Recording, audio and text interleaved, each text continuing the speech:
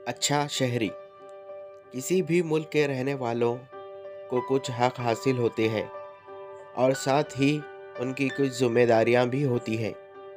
हर शख्स जो शहर में रहता हो या देहाती हो, इसका ये हक है कि ज़रूरी सहूलतें इसको मुहैया हो। मसलन पानी, बिजली, ड्रेनेज, अच्छी सड़कें, स्कूल और दवाखाने वगैरह। इसके साथ हम पर एक शहरी होने की हैसियत से चंद जिम्मेदारियां भी होती है। एक अच्छा शहरी का फ़र्ज़ ये होता है कि वो अपना टैक्स अदा करे ताकि हुकूमत के कारोबार चल सके। वो दूसरे गरीब आवाम की फलाह काम कर सके और उन्हें ज़रूरी सहूलतें मुहैया कर सके। हुकूमत आमदनी, जायदाद और कारोबार पर टैक्स लगाती है। इसके अलावा पानी और बिजली पर भी टैक्स अदा करना होता है।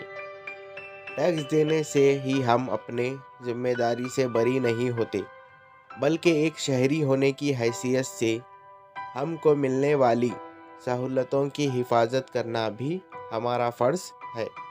मसलन आप देखें कि कोई बिजली की चोरी कर रहा है तो उसे समझाइए कि ये गलत काम है। वो ना सिर्फ हुकूमत को धोखा दे रहा है, बल्कि कौम को भी नुकसान पहुंचा रहा है। ये एक ख़तरनाक काम है जिससे आग भी लग सकती है। उसी तरह पानी जो हमको फराहम किया जाता है, उसकी भी हिफाजत होनी चाहिए। हम नल को उस वक्त खोलें जब हमको ज़रूरत हो।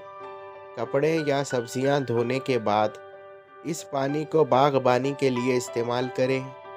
किसी पाइप की खराबी से सड़क से पानी बहता हुआ देखें तो उसकी जिम्मेदारान को इसकी इत्तला दें। कभी सड़क पर मैनहोल के ढकने निकाल लिए जाते हैं। अगर आप इनको देखें तो फ़ौरन इसकी इत्तला बल्दिया वालों को करें, क्योंकि इस तरह सड़क पर हादसात होने के इम्कानात है। बल्दिया को इत्तला करने से पहले अगर आप चंद पत्थर और लाल कपड़ा उस जगह लगाएं तो इस और भी अच्छा है। अपने मोहल्ले में देखें कि लोग कूड़ेदान में डालें। इस मकसद के लिए जगह जगह रखे जाते हैं।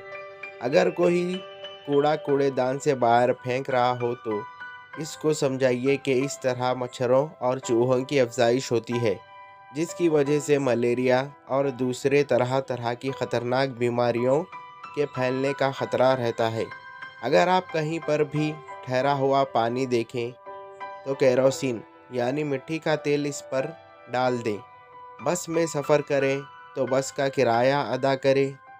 बस की सीटों और खिड़कियों के शीशों को कोई नुकसान ना पहुंचाए। उसी तरह जब आप रेल में सफ़र कर रहे हो तो रेल की मलकियत की हिफाजत करें।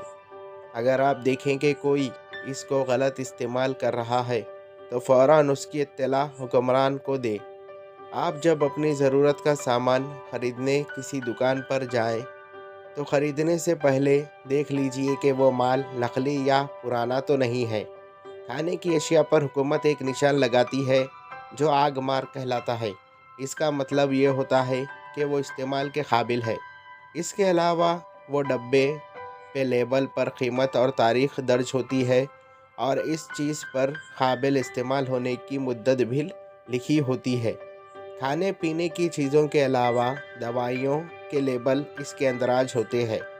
बिजली के सामान और दूसरी अशिया पर ISI का निशान होता है।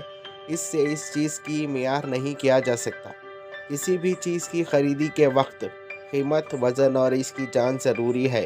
अगर कोई चीज़ ख़राब निकली तो आप कंज्यूमर कोर्ट यानी चीज़ों की जांच करने वालों की अदालत से रुजू कर सकते हैं। इससे आपको ना सिर्फ चीज़ की दाम वापस मिलेंगे, बल्कि आपको नुकसान की तलाफ़ी भी होगी। हाँ, याद रखिए, कोई चीज़ खरीदने के बाद उसकी रसीद और गारंटी कार्ड महफूज रखें।